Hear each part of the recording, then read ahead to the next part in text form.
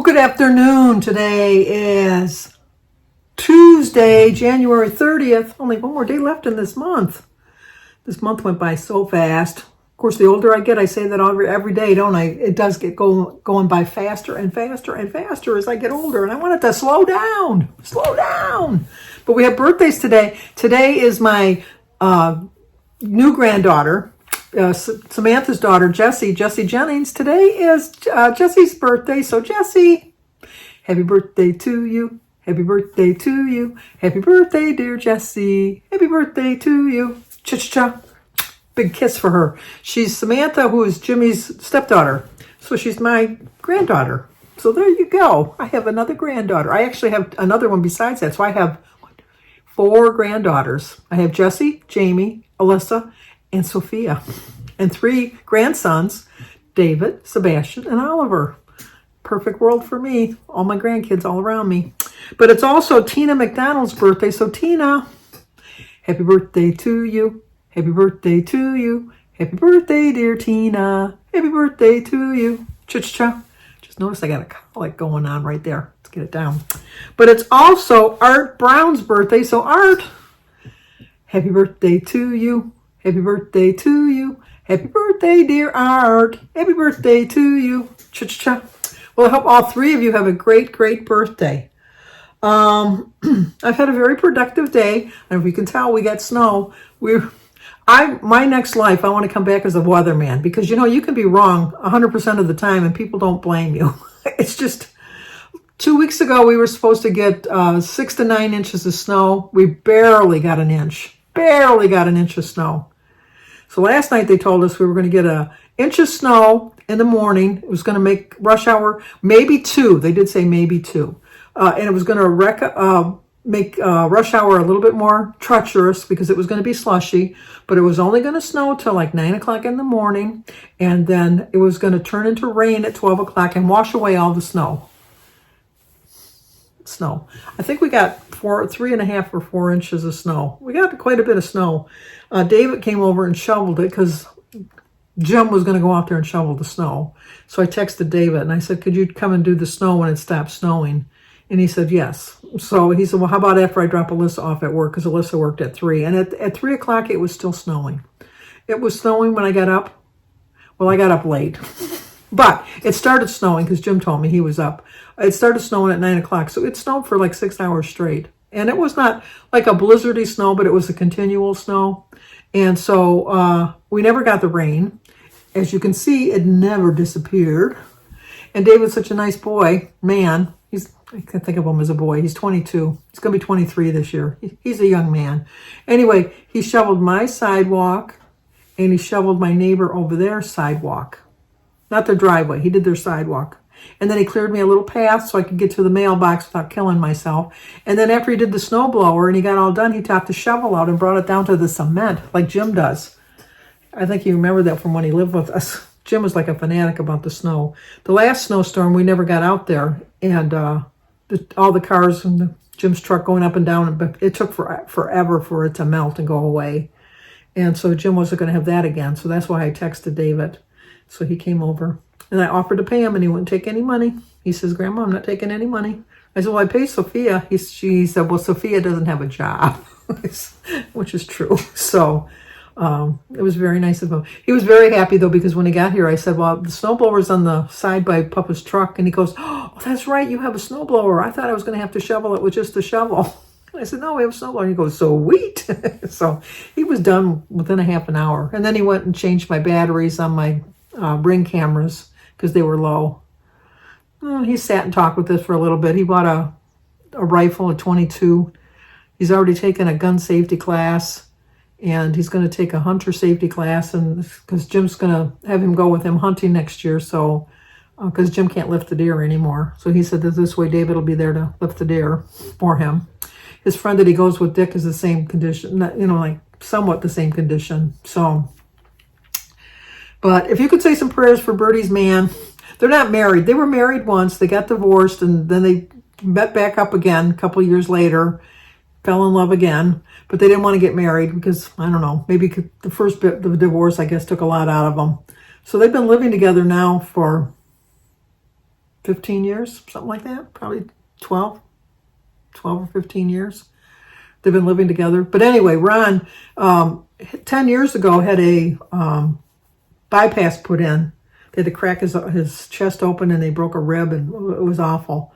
And put a new valve in. Well, the valve is not working. So they went this morning to get some tests done, and he definitely needs it replaced. So he has to go for some further tests to see.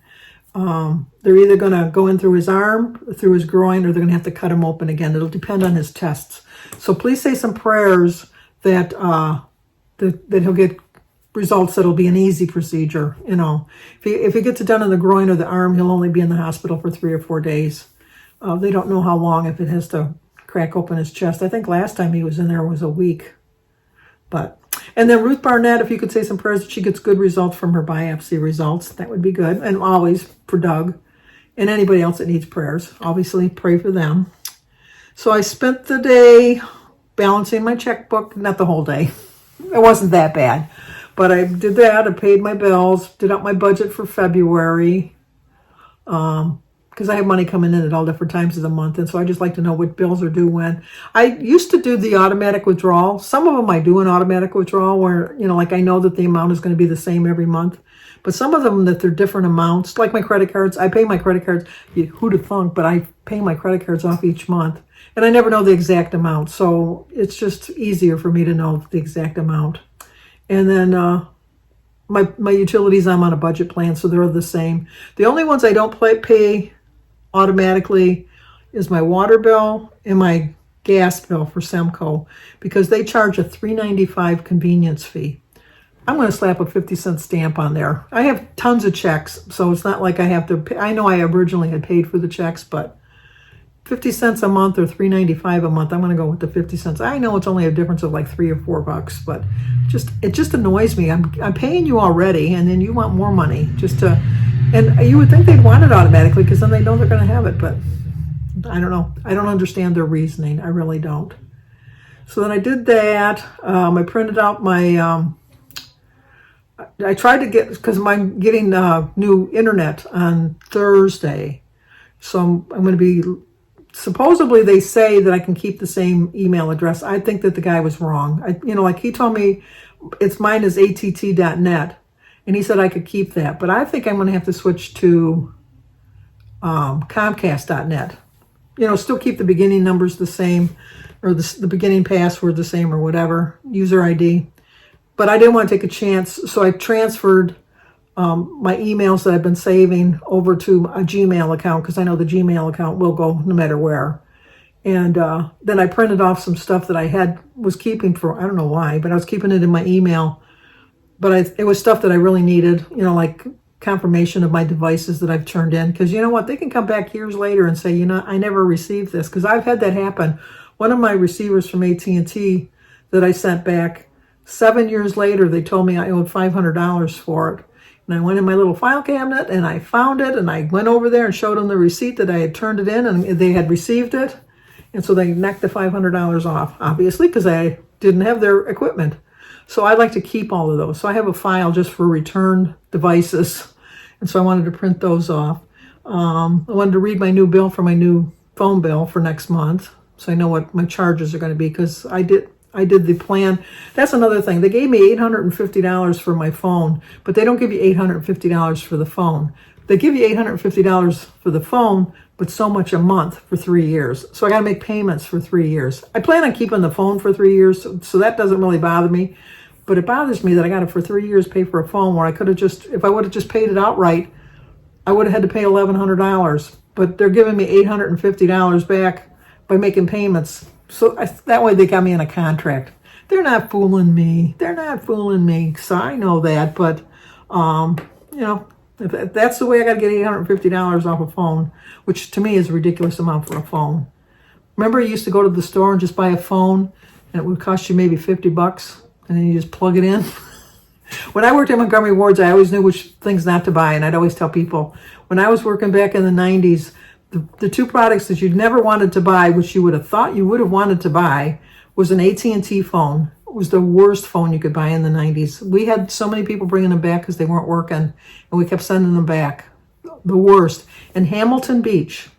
I don't even know, is Hamilton Beach still in business?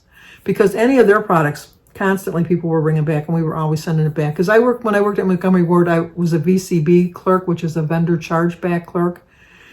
And when we would get returns for defective items, I had to mail them back to the company to get the credit. So that was my big job. I went from the sales floor to that, back to the sales floor to management. Worked my way all the way around, all the way up the ladder. But so tomorrow we're going out for Mary's birthday dinner. And I told you I've already picked out what I'm going to have. I'm going to have a grilled chicken pita. And then I'm going to have a nice tea with it. Tonight for dinner, we're having a stir fry, which is just chicken. And then I stir fry green and red peppers, red onion, some mushrooms.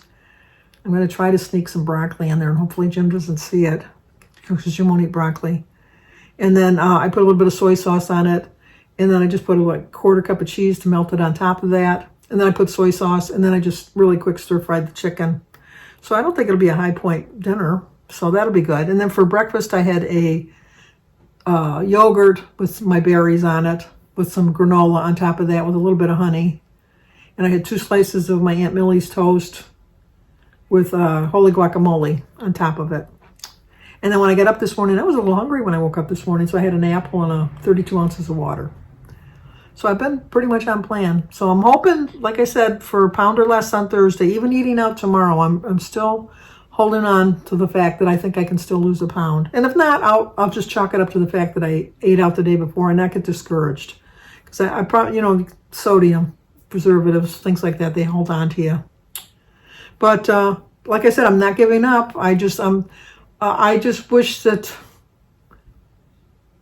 I wish I wouldn't have to get to the point that I'm not giving up. I wish I would get to the point that, you've reached your goal and you're there and you don't have to worry about giving up because you're already there. But then I know once I get there, I got really close before and I got really cocky thinking, well, I'm here.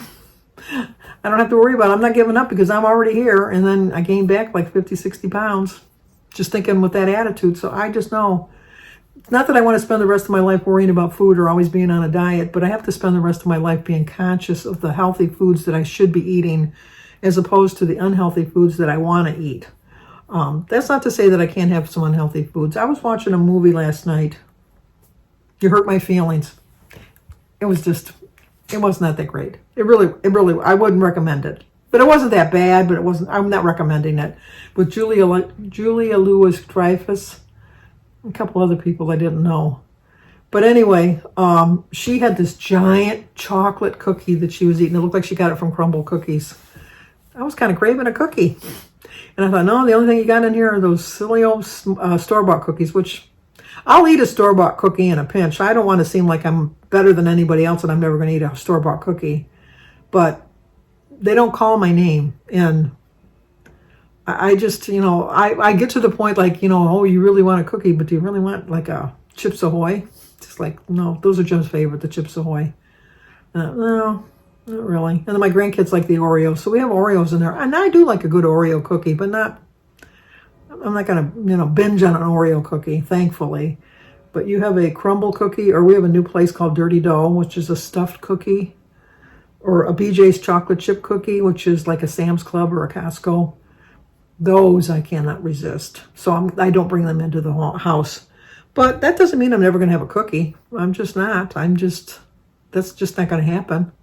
It's not like I'm never going to have another Starbucks drink, even though they're very high. They're very high in points, but they're not that high in calories. But they have a lot of sugar. And I'm trying to avoid the sugar, I told you, because the sugar is what sets me off. I get that sugar in my body, and it just screams for more food. And so I don't like doing that to myself. So I'm going to have a slice of cake tomorrow for Mary's birthday. Or Thursday rather. She wants chocolate. So we're going to have chocolate cake with chocolate frosting. Going to have my turkey dinner. I'm going to be mindful earlier in the day. We have our meeting in the morning. I have to hurry up and get the turkey in the oven. So by that point, I'll probably just have like a couple eggs or something after I get everything done, because it'll be like 2:00 and then we eat at 6. That's going to be a heavy meal, so I don't need to eat a big breakfast or lunch. But just plugging away day by day, a little bit each day. It's all you can do. Just keep on trying. Just all you can do is just keep on trying and not giving up. Determined to get back to where I was whenever I get there. Pound or less a week is my goal. So it'll take me almost a whole year to get back to where I was. But you know what? I really don't have a problem with that. I do want to lose a little bit of extra weight because, you know, when you go on a cruise or any kind of a vacation, it's kind of hard not to. See, I can really lose weight when I go on vacation because if you're going sightseeing and that you're not really sure where the bathrooms are. I have that issue that I have to know where the bathrooms are. When I'm on the ship, I'm going to know where all the bathrooms are. And the food is just going to be readily available. I'm not going to have to pay for it. So I have to really, really be mindful. And it's far enough away that I think I can set myself up for some good habits by then. And have an occasional treat. So I should go in there and start making dinner because as you can see, it's starting to get a little dark. And tomorrow we're going to the gym in the morning. We're back on that routine Monday, Wednesday, and Friday. My toe doesn't hurt today, so I think it had to been, the Band-Aid must have been too tight, or maybe it just was a little irritated from the walking, because I did walk for 35 minutes. But I do plan on walking another 35 minutes tomorrow. My toe is looking better, so that's good. And, yeah, that's it. So hopefully we'll see each other again tomorrow, but until then...